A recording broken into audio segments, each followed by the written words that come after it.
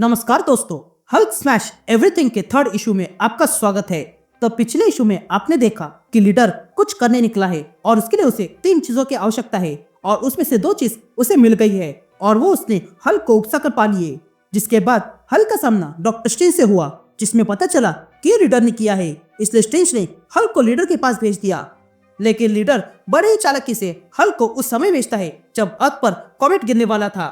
लेकिन फिर हल्क वहां पर सब कुछ बदलने लगता है, जिस कारण टाइमलाइन चेंज होने लगी थी। इसलिए लीडर हल्क को वहां से निकालता है और ब्लैक होल में फेंक देता है। तो अब आगे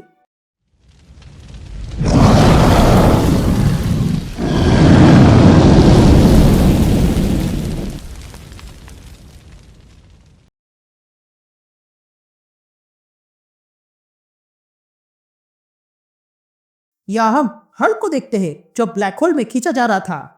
तभी हमें एक आवाज सुनाई देती है जो कहता है ये सुपरमैसिव ब्लैक होल है जो मिल्की वे गैलेक्सी के सेंटर में है और इस यूनिवर्स की हर एक चीज उसके आसपास घूमती है। वहां पर बस ना खत्म होने वाला अंधेरा है और अब हल्क उसी में जा रहा है। इस ब्लैक होल की ग्रेविटी उसे अपने पास खींच रही है, जिसके कारण हल्क की गति और तेज हो गई है और वो अब लाइट की स्पीड तक पहुंचने वाला है। इस ब्लैक होल की साइज इतनी है कि तुम उसके इवेंट हॉरिजॉन को क्रॉस कर सकते हो। यह पॉइंट ऑफ नो रिटर्न है जो नोटिस नहीं होता है, पर ये ग्रेविटी कर्व अब इतना एक्सट्रीम हो चुका है कि वो अब हल्क के पैरों को खींचने की बजाय हल्क के सर को खींच रहा है।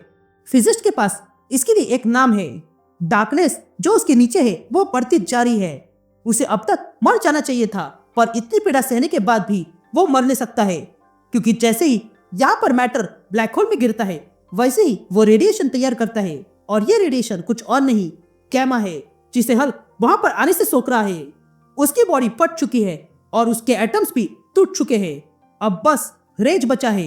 हल्क ने सब नहीं मांगा था और हल्क ये डिजर्व नहीं करता है, पर उस बड़े दिमाग ने ये सब कुछ किया है और उसका हर्जाना उसे भरना ही पड़ेगा। ये कहते ही हम हल्क को देखते हैं जो पूरी तरह खत्म हो चुका था। लेकिन फिर बहुत समय बाद वो फिर से बनने लगता है। तभी वो धीरे धीरे पूरी तरह हल्क बनने लगता है और जोर से चिल्लाता है।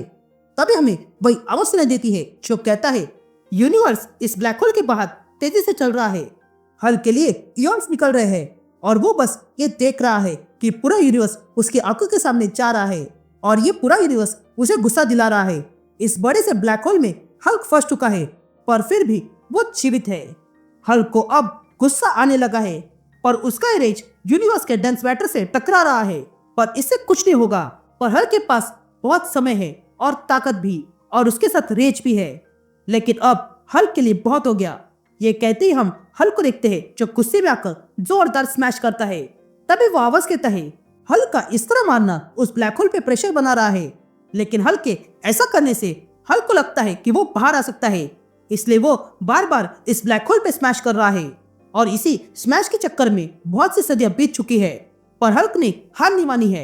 वो अब भी स्मैश कर रहा है, जिस कारण ब्लैक होल अब सह नहीं पा रहा है और जैसा हल्क ने सोचा था वैसे ही हुआ। हल्क के बार बार स्मैश करने से पूरा ब्लैक होल फट चुका है। ये कहते हम पूरे ब्लैक होल को देखते हैं जो पूरी तरह फट चुका था। तभी हम देखते हैं कि हल्क अब बाहर आ चुका है, पर उसने अब तक जितना जामा सोखा था उससे वो बदलने लगा था। और तब हम देखते हैं कि हल्क के अंदर चेंजेस होने लगे थे और अब वो पहले से अधिक ऊंचा हो गया था। और तब उसके सामने गैलेक्टस आ जाता है। ये देखकर हल्क तुरंत गैलेक्टस पे हमला करता है, या ये देखकर गैलेक्टस तुरंत अपने पावर कॉस्मिक से हल्क पर हमला करता है। लेकिन हल्क पर ये किसी काम का नहीं था। वो उस पावर कॉस्मिक को सोखने लगता है। तभी गैलेक्टस हल्क से कहता है तुम यहाँ नहीं रह सकते हो, जिस पर हल्क गैलेक्टस से कहता है सब लोग हल्क से यही कहते हैं। ये कहते ही हल्क गैलेक्टस पे हमला कर देता है। तभी हल्क गैलेक्टस का हाथ पकड़ता है और गैलेक्टस को जोरदार पंच मारता है। लेकिन तभी गैलेक्टस अपने पावर कॉस्मिक अपने आंखों से निकालकर हल्क का हाथ फाड़ देता है और कहता है मैं तुम्हें खत्म नहीं करना चाहता हूँ, क्योंकि तुम आखिरी बचे हो बैनर। ये सुनते ही हल्क गैलेक्टस को जोरदार पंच मारता है और कहता है मैं बैनर नहीं हल्क हूँ। ये सुनते ही गैलेक्टस कहता है ठीक है, अब से कोई बैनर नहीं होगा और ना ही हल्क। ये कहते ही गैलेक्टस हल्क के टुकड़े कर देता है और स्पेस में फैला देता है। या ये देखकर गैलेक्टस वहां से जाने लगता है। लेकिन तभी हम देखते हैं कि पीछे हल्क फिर से ज्वाइन हो चुका था और तब हल्क पुनः गैलेक्टस को रोकता है और उसके दोनों हाथ पकड़कर उसे तोड़ देता है। या यह देखकर गैलेक्टस को गुस्सा आ गया था और वो हल्क से कहता है, बस बहुत हो गया, अब मैं तुम्हें कंज्यूम कर लूंगा। लेकिन तभी गैलेक्टस देखता है कि उसके अंदर गैमा एनर्जी बढ़ने लगी थी। ये देखकर गैलेक्टस डर जाता है। तभी हल्क गैलेक्टस से कहता है, तुम्हें क्या लगा तुम हल्क की ताकत पर जियोगे? ये ताकत बस हल्क संभाल सकता है। ये कहते ही हम देखते हैं कि गैलेक्टस अब हल्क बनने लगा था। तभी गैलेक्टस हल्क जैसा बनने के बाद पुनः हल्क को माने जाता है। लेकिन तभी गैलेक्टस को वहां रोकने फ्रैंकलिन रिचर्ड्स आ जाता है और कहता है, ये ऐसा नहीं होना चाहिए, यहाँ पर कुछ तो है जो समय बदल रहा है, इसलिए हमें अब समय बदलना होगा और हल्क तुम्हें तुम्हारे समय में जाना होगा। ये कहते ही फ्रैंकलिन हल्क को वापस उसके समय में भेज देता है। यहाँ प्रेजेंट में हम लीडर को देखते हैं जो हल्क को गायब करने के बाद कहता है, मुझे माफ करना हल्क, पर तुम इस ब्लैक होल से बच नहीं पाओगे। ये कहते ही लीडर देखता है कि वहां पर उजाला होने लगा था और तब लीडर देखता है कि फिर एक बार उसके सामने हल्क आ चुका है।